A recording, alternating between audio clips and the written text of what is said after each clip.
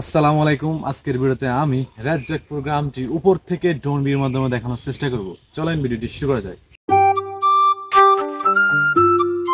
নোয়াখালী জেলার অন্তর্গত ব্যায়ামগঞ্জ উপজেলার ২ নং গোপালপুর ইউনিয়নে অবস্থিত রাজ্জাকপুর গ্রাম।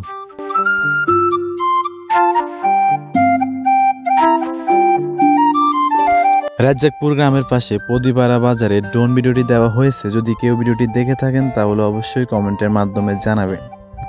আর রাজ্জাকপুর গ্রামের আশেপাশে কেউ যদি আমার ভিডিওটি দেখে থাকেন তাহলে অবশ্যই কমেন্টের মাধ্যমে জানাবেন।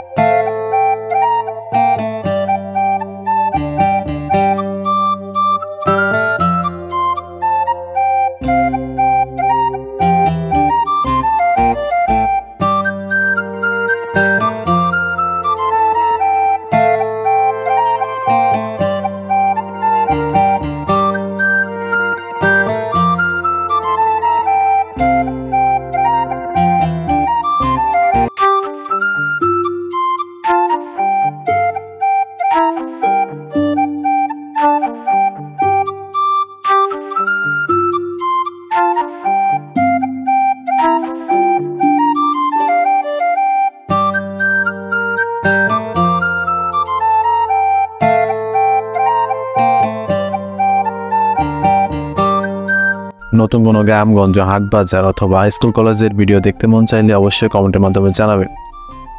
যদি আমাদের ভিডিওটি ভালো লেগে থাকে লাইক, কমেন্ট, শেয়ার করুন। ফেসবুক থেকে দেখে থাকলে আমাদের পেজটি ফলো করুন। আর যদি ইউটিউব থেকে দেখে থাকেন অবশ্যই আমাদের চ্যানেলটি সাবস্ক্রাইব করে আমাদের সাথেই থাকুন। ধন্যবাদ।